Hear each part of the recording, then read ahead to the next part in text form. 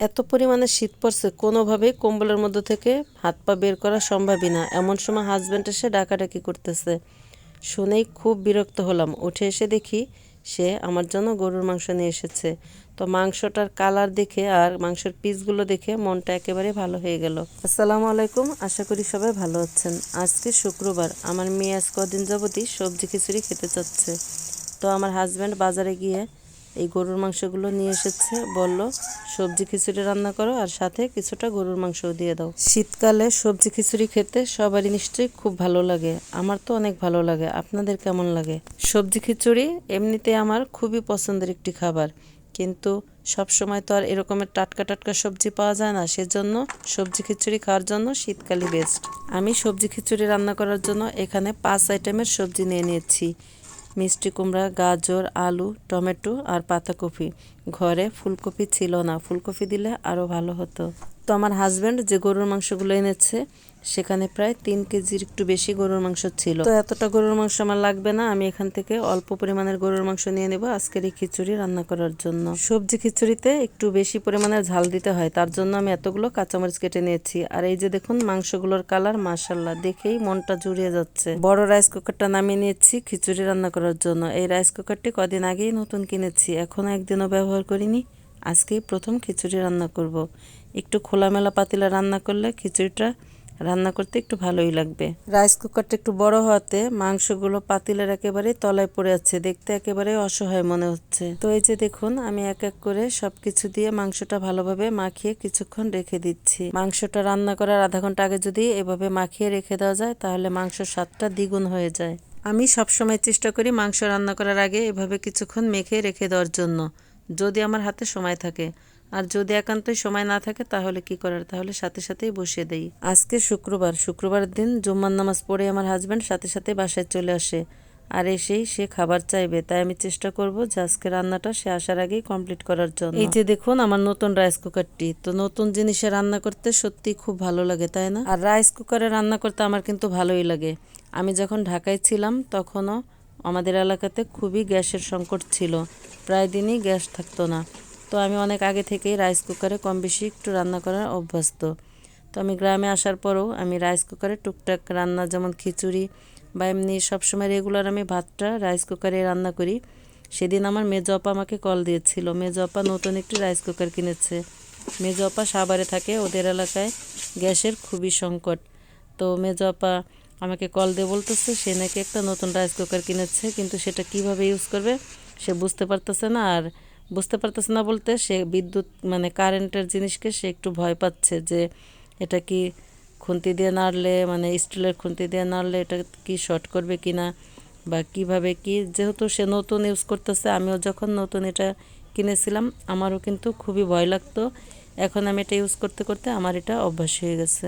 আর মেজো আপার যেহেতু ছোট একটা বাচ্চা আছে সেজন্য সে আরও একটু বেশি ভয় পাচ্ছিল।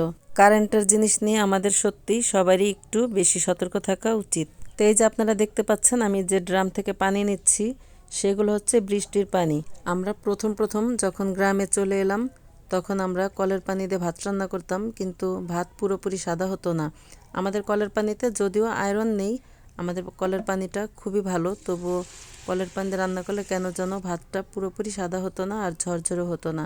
তো আমার ছোটো ভাবি একদিন বৃষ্টির দিন কল দিয়েছিল, কল দিয়ে অনেক জোরে বৃষ্টি হচ্ছিল। তো আমার ছোটো ভাবি বলল যে বৃষ্টির পানি সংরক্ষণ করে রাখো, বৃষ্টির পানি দিয়ে ভাত রান্না করলে ভাত খুবই সুন্দর হবে। তো তখন প্রায় 1-1.5 ঘন্টা বৃষ্টি হচ্ছিল।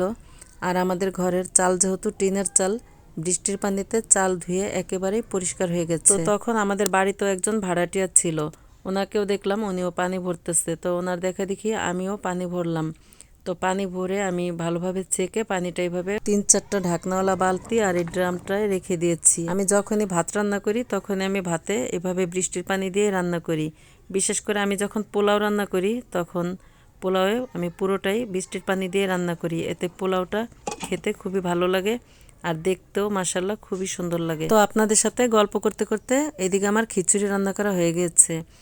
আর খিচুড়িটা আমি ঠিক যেভাবে রান্না করতে চেয়েছিলাম মাশাআল্লাহ খিচুড়িটা ঠিক সেমনটাই হয়েছে। মাশাআল্লাহ দেখুন খিচুড়িটা কতটা সুন্দর লাগতেছে। তো এদিকে আমার হাজব্যান্ডও বাসায় চলে এসেছে, এখন আমরা সবাই মিলে খেতে বসলাম।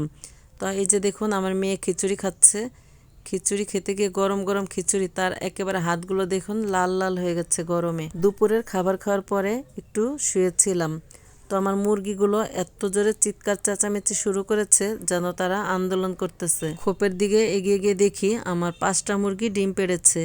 তো অনেক দিন পরে একই দিনে 5টা ডিম পেলাম, মুরগির ডিম আর একটি হাঁসের ডিম। তো এই যে দেখুন মাশাল্লাহ, ডিমগুলো যখন একসাথে দেখি মনটা একেবারেই ভরে যায়। আমার 8টা মুরগি আছে আর একটি মোরগ আর 3টা হাঁস আছে।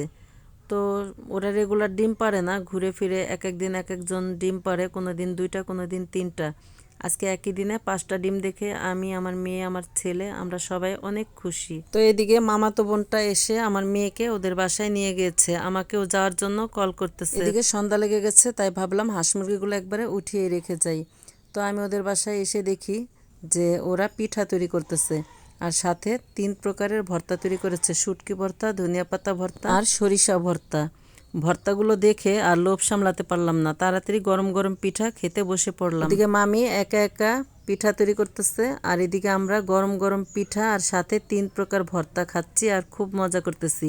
আপনাদেরও নিশ্চয়ই এই পিঠা আর ভর্তা দেখে জিভে পানি চলে আসছে। আমার মামি কিন্তু রান্না বান্নায় খুবই পারদর্শী, আমার মামাতো বোনটাও কিন্তু কম না, আপনাদেরকে আগের ভিডিওতেও বলেছিলাম। আজ সে চাল কুমড়ার মালাই তৈরি করেছে, দেখুন কতটা পারফেক্ট হয়েছে, খেতেও কিন্তু দারুণ হয়েছে। তো আমরা ওখান থেকে খাওয়া দাওয়া করে রাতে কিন্তু চলে এসেছিলাম। আর এই যে আজকে শনিবার সকালবেলায় আমার বোন আমাদের জন্য ভিজানো পিঠা নিয়ে হাজির। দেখুন পিঠার লুক জাস্ট অসাধারণ। আমার কিন্তু একটা দুষ্টু মিষ্টি মামাতো বোন আছে, আপনাদেরও কি এরকমের একটা মামাতো বোন আছে নাকি? সে যে শুধু ভালো মন্দ রান্না করলে আমাদেরকে ডেকে খাওয়ায়, শুধু তাই না, সে কিন্তু সুযোগ পেলে আমার সাথে ঝগড়াও করে।